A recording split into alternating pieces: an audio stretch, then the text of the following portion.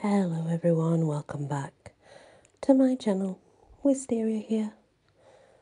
We're still on the Shropshire, or Shropshire, however you want to pronounce it, folk tales.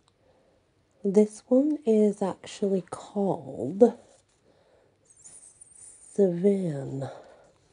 Not Severn, but Severn.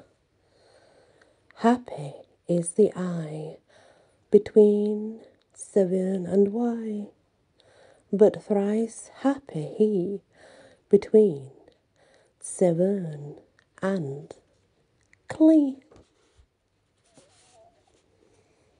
Long, long ago, Plyn Limon, lord over hill and mountain, field and forest, called his three daughters to his side. He looked at each fondly, fair Severn, serious and thoughtful, red-headed Wye, smiling and serene, dark-haired Rheidol, impetuous and carefree. He smiled at them all and said, "My daughters, you are grown women now, and I am an old man. It is time for me to rest my bones, and for you to take over the care of the land. The hour has come for me to share my land amongst you. Tomorrow, each of you must travel from here to the coast, and you will be the queen over all the land you traverse. You have a whole day from sunrise to sunset, but if you do not reach the sea by sunset, be warned, you will lose your share." The three sisters looked at each other with growing excitement, each beginning to make plans for her journey. Severn went to bed early that night and was awake and ready while the stars still shone. She sat waiting in the cold before dawn, watching the east slowly lightening until the sun crested the horizon. Then she was up and away like a hare. The sea lay to the south, but instead she headed towards the rising sun, intent on making the most of her day and covering as much ground as possible. Behind her she left a swallow to watch her sisters, to warn her when they woke and set out on their way. Wye thought about her route, readied herself in her mind, and slept at her usual time. She woke up with a yawn and a stretch, then smiled as she remembered what the day held. Wye set off in the early morning sunshine, determined to enjoy her day and claim land that she loved. She gently made her way southwards, picking her way through vales and meadows. As Wye woke, the swallow watching her shook out its wings and took to the skies. The messenger sped east to tell Severn that Wye had begun her journey. As the swallow swooped around Severn's head, Severn turned and headed for coast. Strong and determined, her long strides carried her mile after mile. Rheidol had planned to be away at first light, like her sister Severn, but in her excitement she tossed and turned, sleep eluding her until almost dawn. When at last she woke, her sisters were long gone and the sun was high in the sky. In panic, she leapt up and headed at breakneck speed for the sea.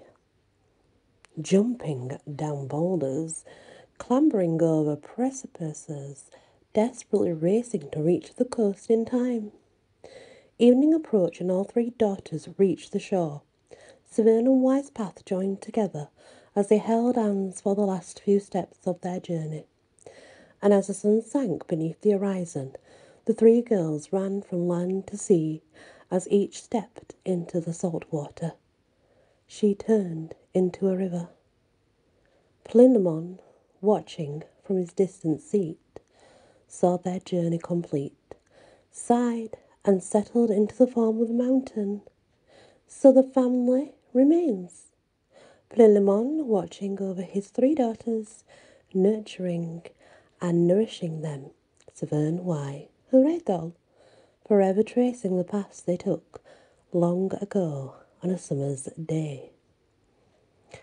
On her journey to the sea, Severn makes her way through the heart of Shropshire, dividing the country in two.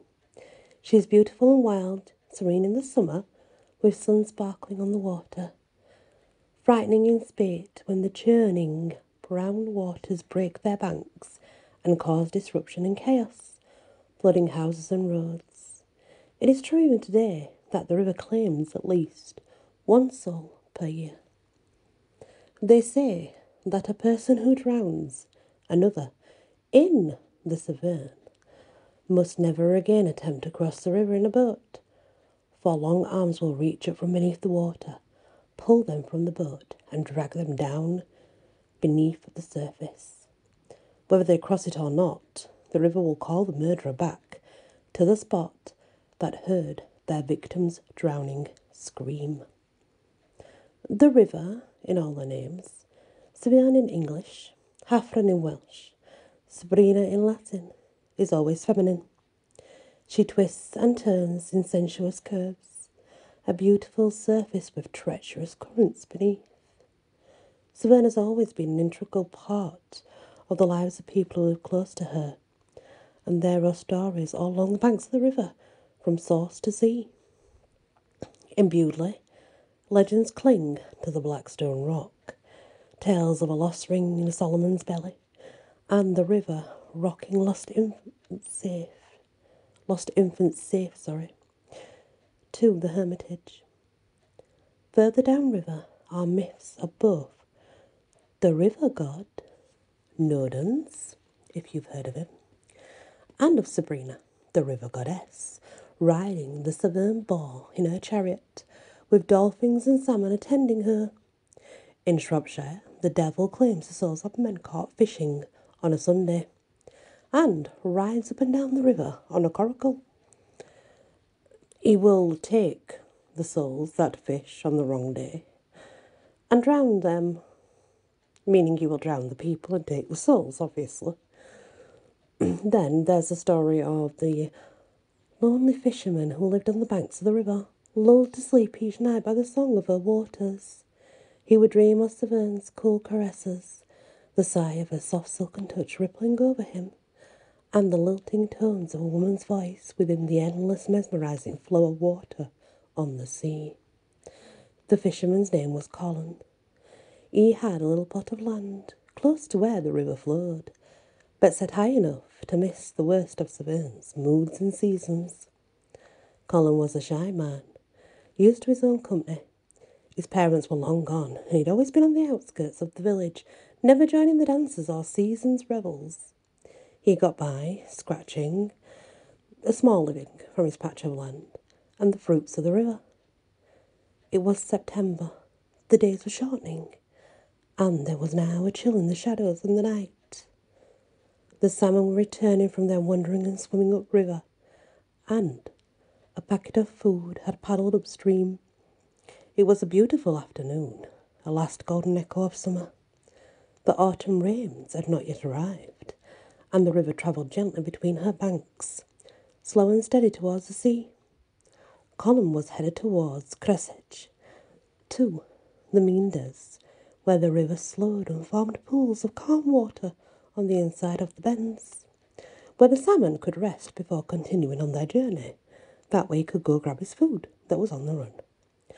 Colin quietly sculled around the bends, looking at the shade on the water and feeling the currents as they pulled the coracle. He found a perfect spot. Shadows from overhanging trees dappled the water, and the coracle needed only the lightest of touches to prevent it from drifting back into the current. Colin took his line, 3 hooks dangling from it, and cast it out across the water. Though Colin had judged the day to be plentiful and ideal for an afternoon's fishing, luck was not with him. He cast time and time again, but each time the line lay untouched. The hook's empty, the sun was sinking in the sky. Afternoon turned to evening. Colin cast his line one last time. This time the line jerked. Steadily, firmly, he pulled the line in, the fish twisting and jerking, fighting to be free.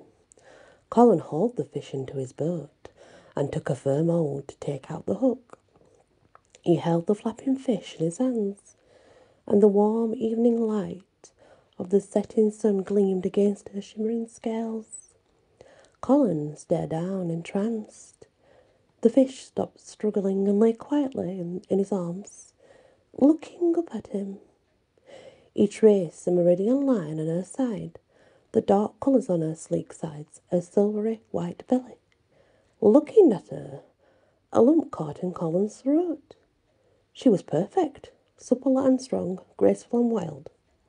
He stared down at her, and she stared right back up at him. There was no denying the intelligence in those eyes. Colin couldn't do it. He couldn't kill her. He couldn't smack her head on the side of the boat. In a single, sudden movement, he heaved the fish away from him, over the side of the coracle and into the water. Colin then sculled himself over into the current, cursing his weakness and stupidity and the wasted afternoon. He had obviously been living on his own far too long. The magic and stillness of the afternoon was broken. Colin shivered. The day's warmth was gone, and it was time to head home. In the wake of the boat, a sliver of silver turned and swam downstream. The current took the coracle swiftly on its way, but night had fallen by the time Colin reached home. He was glad of the full moon as he splashed out of the boat to haul the coracle up onto the bank of the water. That night, Colin woke to singing. He lay on his pallet and listened. There was no doubt about it. There was the usual song of the river, but mingled in with the water was the woman's voice. Colin pulled himself from his bed, opened the door and stepped out into the night. The moon was very high in the sky, but it lit up the night, reflecting bright from the river. There was a woman swimming in the water. Her skin gleamed white in the moonlight, and he realised she was naked. She swam towards the bank and climbed out, water streaming from her skin. The night was still. Colin looked at the maiden, her long hair caressing her shoulders and tumbling to her waist. She smiled at him, holding out her hands, and in the moonlit dream world, Colin took her hands, and the two lay on the bank together. No words were spoken or needed.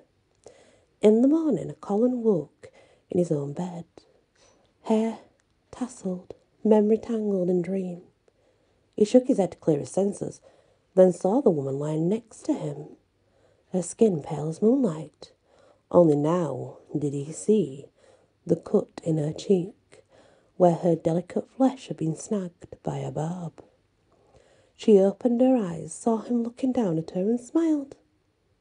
Her name was Sabrina, and she never left. Colin and Sabrina lived in contentment on the banks of Severn, and they began to fill their home with children. People talked, as people always do, but in time the talk moved on. One day, King Maywald and his family rode out visiting, stopping by the river to walk and picnic. They were talking and walking, the king, queen, their young family. The eldest princess, Milburga, was only 7 or 8 years old, the youngest still a babe in arms. As they talked, the queen absent-mindedly played with a ring on her finger. Whether it was a swan skidding to land on water making her jump, or something else, she stumbled over a tuft of grass. No one was really sure, but something definitely distracted her. The ring tumbled through her fingers, bounced down the bank and into the current. The queen was devastated, and the king called immediately for someone to retrieve the ring. A couple of his men lowered themselves down from the bank and waded around in the water, looking for the glint of the ring. But they only made matters worse. churning the sediment up into the water, making it murky. Another of their attendants rode off for aid, and a little while later a couple of coracles approached to help the search. Soon, people everywhere were searching and searching. They arrived in coracles from all directions to see the excitement and catch a glimpse of the king and queen. Almost unnoticed, a young woman slid into the river, but Princess Milburger was watching. She saw the smooth grace as the woman dived, and then a flash of silver beneath the surface of the river. She watched wide-eyed, as there was no longer a woman searching the water but a salmon. A little while later, the young woman emerged, her golden hair wet, sleek and shining down her back, gold glinting in her palm. She quietly made her way to the queen, took her hand and wrapped her fingers around the ring. She would have slipped discreetly away, but the queen held onto the woman's hand and bid her to stay. The search was ended, and the king was so delighted, he declared that, as long as the woman and her family stayed on their place of land, they would never have to pay taxes ever again. To this day it's said that there is a piece of land near Astley Abbots that has never been sold and remains in Colin and Sabrina's family still.